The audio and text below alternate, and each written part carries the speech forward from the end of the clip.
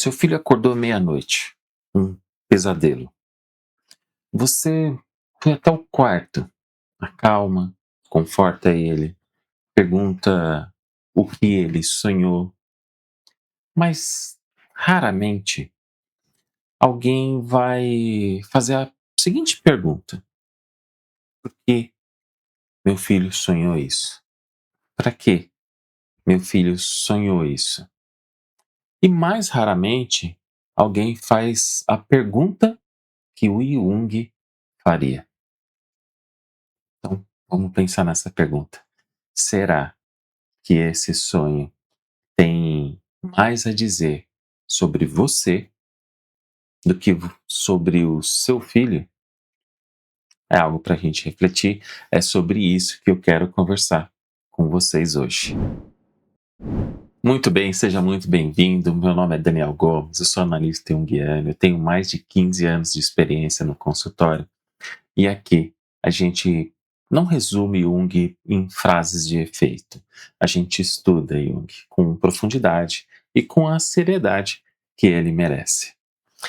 É um canal para quem usa a psicologia junguiana na clínica, quem quer estudar com mais clareza, profundidade e segurança. Então, se você se identifica com a psicologia junguiana, se você sente que essa psicologia fala algo real, quer ir além da superfície que a gente está acostumado a ver, ainda mais hoje em dia, né? As coisas são passadas de uma maneira muito rápida.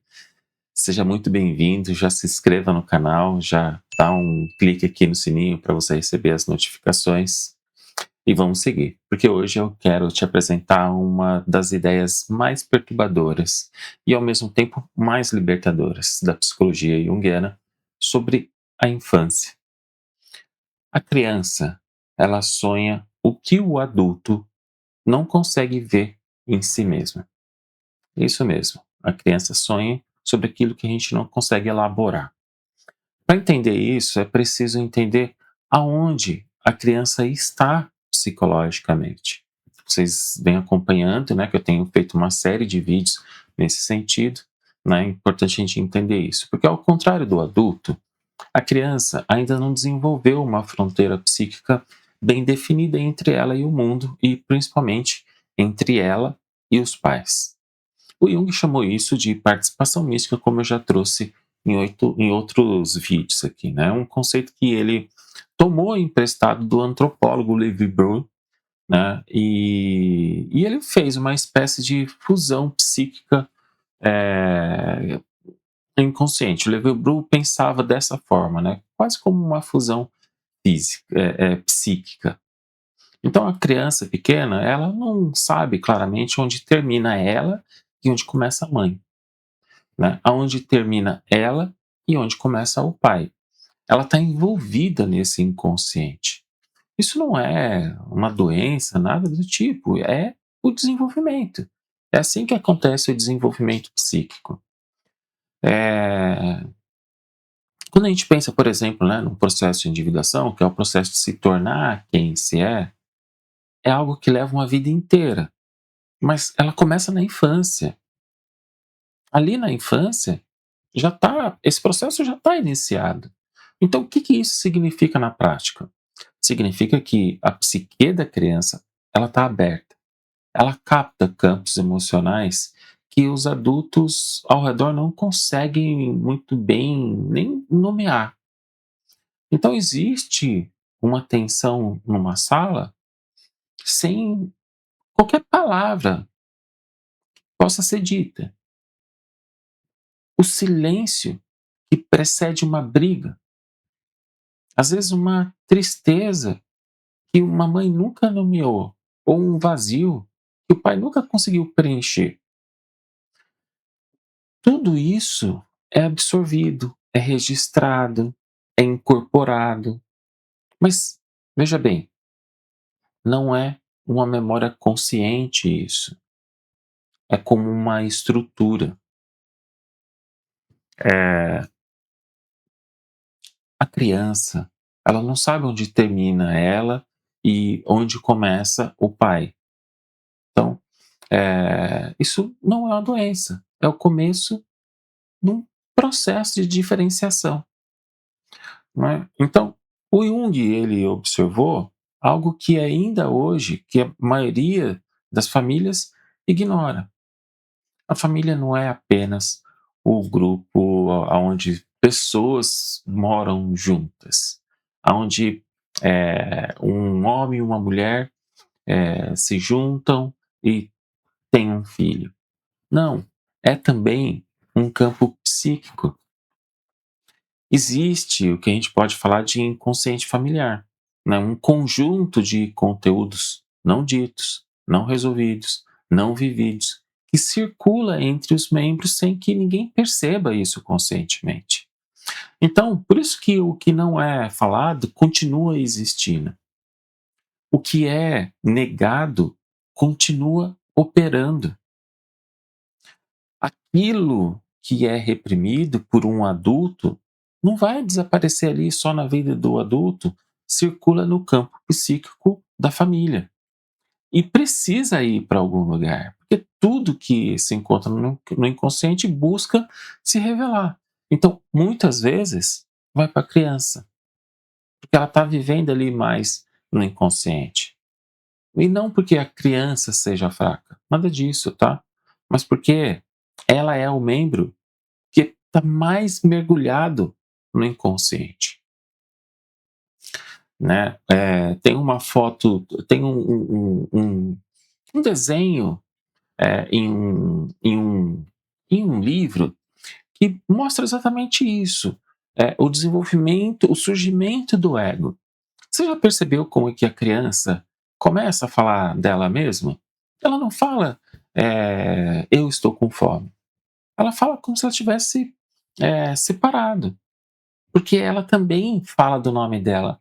Ah, o Daniel tá com fome, né? Então ela tá repetindo ainda aquilo que ela tá escutando dos adultos. Depois ela começa a se diferenciar, né? E o Jung, ele foi direto ao observar que a influência mais profunda sobre a criança não é o que os pais fazem, é o que eles são, é o que eles carregam, é o que ainda não conseguiram resolver dentro de si mesmos, né? Então, tudo que eles foram colocando para o lado, a criança acaba pegando isso.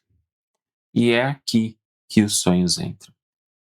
Os sonhos, para o Jung, né, como se você já está me acompanhando aqui, você sabe que os sonhos para o Jung têm uma função compensatória, certo? Então, eles vão trazer para a consciência o que foi deixado de fora, o que foi negado, o que precisava ser visto e não foi. Num adulto, essa compensação, ela é individual, né? O sonho compensa aquilo que a pessoa específica não consegue ver ou precisa transformar. Mas numa criança, especialmente nas primeiras fases da vida, essa compensação muitas vezes ela não é individual, né? Então, principalmente as crianças ali, 2, 3 anos, 4 anos ainda tem muito envolvimento. Então essa compensação ela é o quê? Familiar. A criança sonha o que a família não consegue processar, né. Então esse é um ponto importante que os pais poderiam começar a refletir, né. Porque a criança sonha em tudo aquilo que a família não consegue processar. Então, o pesadelo recorrente com monstros, poderia ser o processamento de uma agressividade não nomeada em casa, tá? Não levem isso à risca, porque pode ser várias coisas. Mas, por exemplo, um sonho de abandono, ele pode estar ecoando o medo da perda, de que nenhum adulto conseguiu verbalizar, né? Os sonhos com caos, coisas caindo, pode estar refletindo uma instabilidade que os pais estão ali trabalhando muito para esconder, né? Eu não estou dizendo que é sempre assim, nem que é exclusivamente assim, tá? Eu estou dando algumas possibilidades, algo que eu já vi dentro do meu consultório. Mas o Jung ele foi categórico. O psiquismo da criança, ela é muito mais é muito mais influenciado pela vida psicológica real dos pais do que pelos esforços educacionais consciente que eles fazem. Então, a gente pode perguntar: o que fazer com isso? Quando seu filho tem um sonho perturbador, especialmente se esse sonho for recorrente, antes de você tentar explicar esse sonho para ele, acho que vale a pena você se perguntar o que está acontecendo com você. Não porque você seja culpado, sabe? Eu costumo falar para os meus clientes que os pais são os culpados que não têm culpa, né? Muitas vezes a gente erra tentando acertar. Mas, sabe, eu entendo também que tomar consciência, do ponto de vista junguiano, sobre isso, traz uma nova possibilidade. Mas por que você pode ser o protagonista invisível do sonho do seu filho? Existe algo que você está evitando sentir? Existe algo que tenha gerado alguma tensão que você está tentando esconder por proteção? Vale a pena também pensar, né, se existe alguma coisa não resolvida que você carrega em silêncio, achando que a criança não percebe. Mas o problema é que ela percebe e não tem palavras para isso. A criança não consegue nomear essas coisas, mas ela processa. Ela processa de noite o que você não consegue processar durante o dia. Né? Então, ela percebe. Ela não tem palavras para isso, mas ela processa de noite tudo aquilo que você não conseguiu processar, refletir. Isso não é culpa. Isso é muito mais um, um convite. Vamos pensar assim. Pode ser um convite para que você olhe para dentro com a mesma atenção que você dedica para entender o seu filho, para educar o seu filho, para cuidar do seu filho.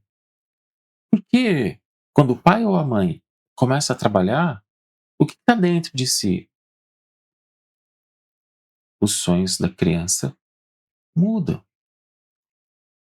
Quando você começa a refletir, olha, gente, quando eu estou trabalhando com eh, pais que estão com os seus filhos em atendimento, eles geralmente eles falam com muita rapidez que a criança mudou. Mas quando a gente vai fazer uma análise do processo dele, ele começa também a perceber que ela reagiu a partir das mudanças que eles empreenderam na vida deles. Esse é um dos motivos de eu não gostar de trabalhar com crianças. Primeiro, porque a minha formação é muito mais para educação adulta, vamos colocar assim, né? Eu não tenho uma formação que atua ou que aborda a infância, né? Eu nunca me encantei por esse trabalho. Então, por isso que eu, na maioria das vezes, eu trabalho apenas com adulto.